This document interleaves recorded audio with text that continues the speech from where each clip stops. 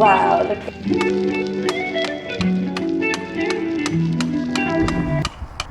Hello everyone! So today is Monday, July 28th. So I figured start ko na ulit yung next update sa Project Pan today. Actually, lunch break ko lang. So mag-grocery lang tayo sa M&S today. Actually, ang ganda ng weather today, oh. Kanina medyo gloomy, but today it's now sunny. And I'm wearing a jacket. Even though it is hot, 20 degrees. Pero mahangin kasi pag mahangin medyo malamig. So, yun.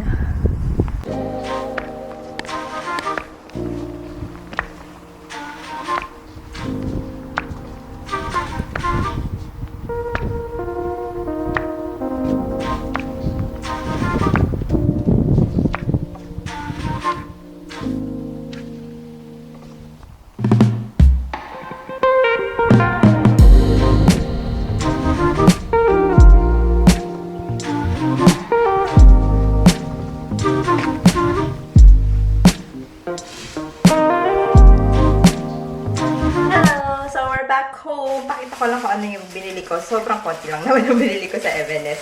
So, first is 2 packs of the protein bagel. And UHT na milk, which is patagal yung expiration. So, meron ganun dito sa UK. And then, for my salad today, smoked honey roast salmon. And then, we just got mild cheddar cheese kasi naubos na yung Eden cheese namin. And this one, pinabili lang ni Dev. So, this is apple blackcurrant squash. So, parang, ano nga ba yung tawag dun? Para siyang sunny orange sa atin sa Pinas. So, concentrate siya. Lalagyan mo lang ng tubig. Okay, so yun lang yung binili natin. So, as I've mentioned, kakain tayo ng salad for lunch. So, papakita ko na rin yung update dun sa garden. Mag-harvest tayo ng tomatoes para ilagay natin dun sa salad for today. Ayan. So, here's the update of our tomatoes. Medyo madami na dito, oh. Actually, meron naputol dito na branch. Pero buti na lang na-save siya. Tama, ito. Ito, oh. Medyo naputol siya dito. Pero na-save naman siya. And, ayan, growing pa rin yung mga tomatoes. Itong variety ng Shirley. And then dito, ito yung kakaiba, Buffalo Son. So, ayan, medyo malaki na siya. Ayan. And then, marami rin siyang flowers. So, ito, meron na rin siyang baby pa dito. And then, dito sa maliliit. So, ang variety niya is super sweet. Ayan, dito tayo kukuha ng tomatoes na ripe. Ito, pwede na to. Itong orange. Okay. And then, ito. Ito talaga ripe na. Ayan, may dalawa dito. Okay. And then, may isa pa dito sa likod. Ayan. Dito rin natin. So, meron tayong kukuhang 4 na tomatoes today. Ayan. Ayan, lagay lang natin siya sa salad.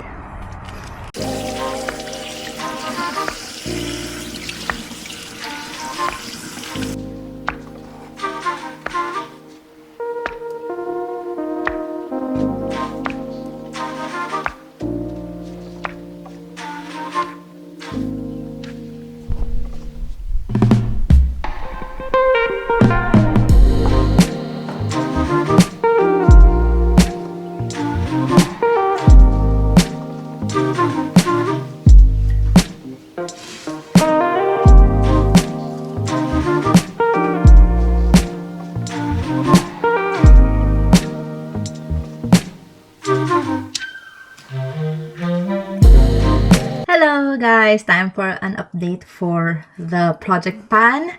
So today is July 30, Wednesday, which is a very special day. Pero i-reveal ko yan sa mga susunod na vlogs. So, ayun. So, naubos na natin tong Nivea Soft Moisturizing Cream. Ito yung ginamit ko for the body. Ubos na siya. So, pinalitan natin siya nitong Ultra Repair Cream. Actually, binili ko to kasi nagta-dry yung skin ko before dito. Tapos, ito yung may mga magagandang reviews. Kaya ito yung binili ko. So, malapit na rin itong maubos. Sobrang konti na lang. Ay, hindi man sobrang konti, pero feeling ko mga 2 gamit na lang siya. So, for the moisturizer or like body lotion, okay yung paste natin. Actually, wala naman akong masyadong sobra dito sa category na to. Inubos ko lang to kasi ito madalas binibili ko pag yung umaalis as nakalimutan kong magdala ng lotion. So, yun lang yung mga inuubos natin. So, yun. Work from home ako today, Wednesday. Yan. Actually, kakatapos ko lang i-upload yung second update ng project pan. So, ang weird kasi yung mga tomato plants. Nakita ko doon, maliliit pa sila. I mean, parang hindi pa sila ganun kadami. Pero ngayon medyo madami na siya. So, for this one, update ko ulit. So, pinapakita ko na yata na na-film ko na kung ano na itsura ng mga tomato plants. So, yun. Ang galing lang going back kasi medyo late na ako nag-e-edit. So, pag nag-e-edit ako, pag nakikita ko yung progress, sabi ko, ay, ang galing. So, yun. Alis kami in a while for that special thing that we're gonna do that I will reveal in the future vlogs. So, yun. I'll see you again on the next update.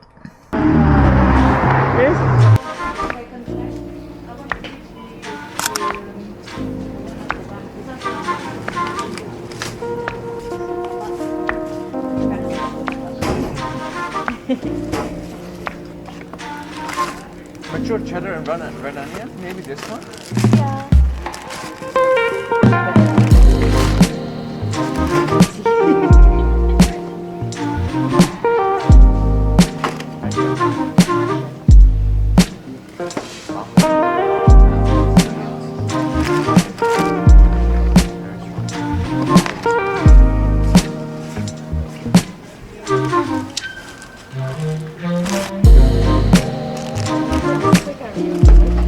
Oh my god. Grinding I do. The other one. Yeah, not the outfit one. That's how you just.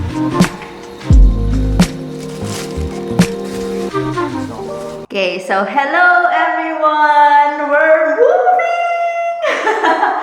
It's as if this year has not been so eventful and just like a roller coaster ride. We're gonna add more flavor to it, and you see I'm in the new house that we're moving into, and it's a bit echoey because it's so empty.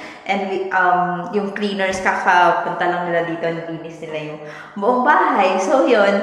So, there's gonna be a lot of home content, hopefully, in the future. And, so this one, itong box coming from the state agents, kasi dito sa UK, pag bumili ka ng bahay, it has to go through a state agent. So, they give us this box when we got the keys to our new house. So, okay, let's just open it to see what's inside.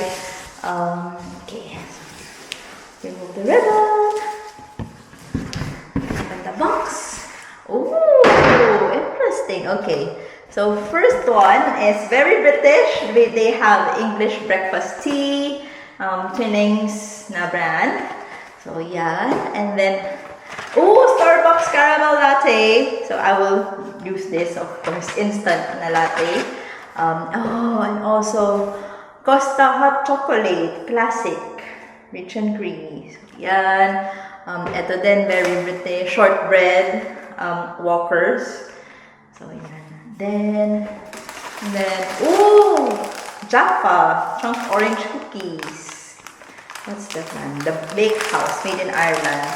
And then, next one is chocolate from Monty Bojangles. Milky toasty popcorn flavor. So, yan. And then, next, may naligaw na lint. Isang lint. Oh my God. And then, last is Prosecco. So, yan. They gave us small, like a single serve Prosecco. So, yan, actually. Empty na yung box. Ayan. We will reuse this box to put like stuff when we're moving. So I'll just throw this stuff out. So yeah, it's really good. It's really nice. Very nice of people here. Actually, yung nag-move out dito sa house na to is, we kind of like know them a bit. So, nung day na before na makuha namin yung keys, dumaan kami dito, binigyan namin din sila ng gift. So, that's a culture here in the UK na when you're moving out or when you're moving in, like, you give gifts to the people that are moving out or moving in. So, yeah. Again, it's gonna be a lot of like home content soon, so watch out for that. It's gonna be a good one. Well, hopefully, I would be able to like have it organized. Itong move na to kasi we have a lot of time to like move in and settle in, and so yun. I'll just do it probably by room by room.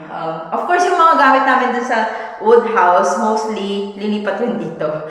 So, konti lang yung bibili namin na gamit kasi we just moved to a house also last year, and then we got a lot of stuff for that house. And of course, ayaw namin ng sobrang magastos. Kaya, dadali na lang namin dito yung mga gamit. So, yun. I'll see you later. Thank you. Hello everyone! So today is Friday, end of the work week. So it's August 8, 8 p.m. Actually, kakagaling ko lang sana. Hindi ako nakapag-gym today, but I'll just figured I'd give you an update. So, one of the conditioner we finished. So, itong Aleve Extraordinary Oil Nourishing Conditioner. So, pinalitan ko na siya ng malaking conditioner ko na Pantene. And then this as well, I don't know if I mentioned na, sinalin ko na to dun sa lalagyan ko ng body wash, which is this is Baileys and Harding Wood Cedar and Amber.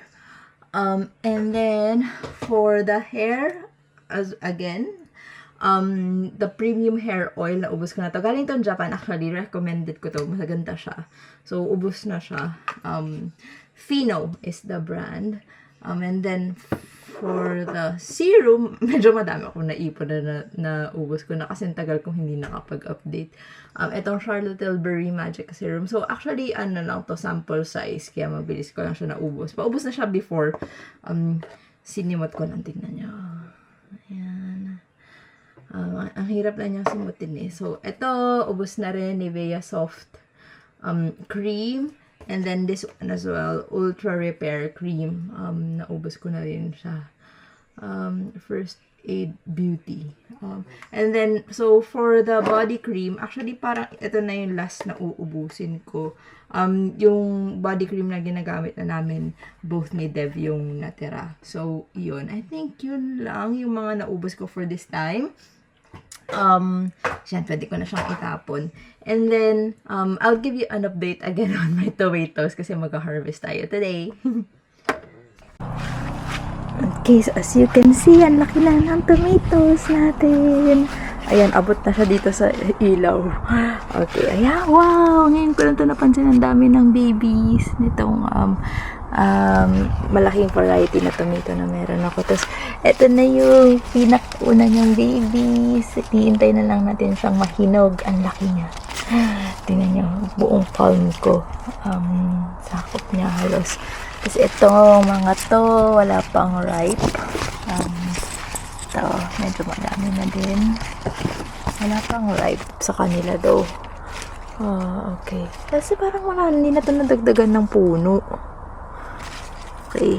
Hindi na siya nadagdagan ng flowers. Ito siya. Hindi na, ito pa lang. Tapos ito na yung mga i-harvest. Ito mga maliliit.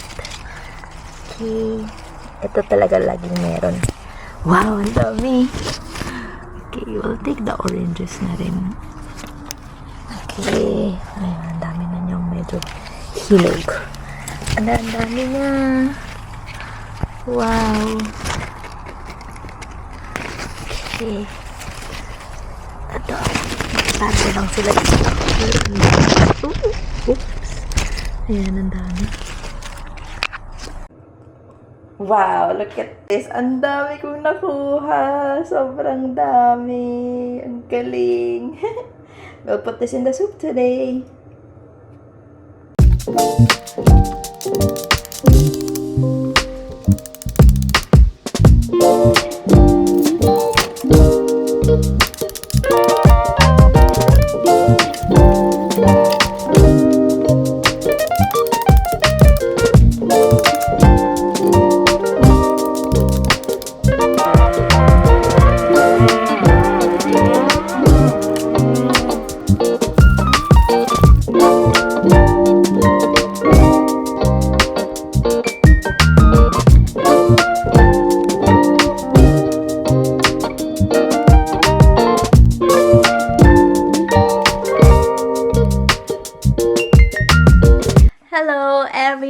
everyone! So today is...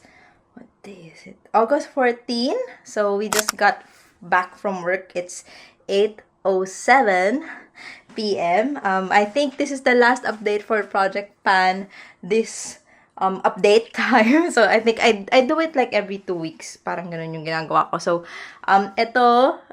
but this is Dev's body wash. So we'll just replace this. This is finished as well. Tapos ito yung face wash na ginagamit ko. So, ito, ubos na rin siya. So, papalitan lang din natin siya ng same CeraVe kasi ito lang talaga yung ginagamit ko for my face as cleanser. So, yan. And then, for the hair oil, I think napakita ko na naubos ko na yung hair oil. So, ito yung pinalit ko. Argan Oil of Morocco. I have 2 bottles of this. So, this is the first bottle that we're gonna finish. Kasi ang haba na ng hair ko. Tapos yung dulo niya, nagda-dry. So, I have to put oil. And then, I think what else did I finish lately? I think yun lang so far. Oh, no, ito pala. Itong Vaseline na ano tawag dito, na body lotion yung ginagamit namin. So, actually, papalitan ko lang din siya ng same ng Vaseline. So, ito, ubos na. Kasi, sinishare lang din namin to ni Dev. So, ayan. So, yun lang yung update ko for this time. I think, I don't know, ang tagal ko nang hindi na-check yung inventory and update. So, I think, i-update ko siya para sa next one, ma-update ko kayo kung gano'n nakadami yung natira. Actually, may mga binili rin ako na something. Ewan ko kung napakita ko na, pero sa next video ko na lang siya papakita kasi sobrang busy namin ngayon dahil nagmo-move nga kami ng bahay. So, baka yung mga next update ko doon na sa next house. And I'm planning to like film like kung paano yung transformation for each room. So, wait for that for the next video. So, yun lang for this time. See you again soon!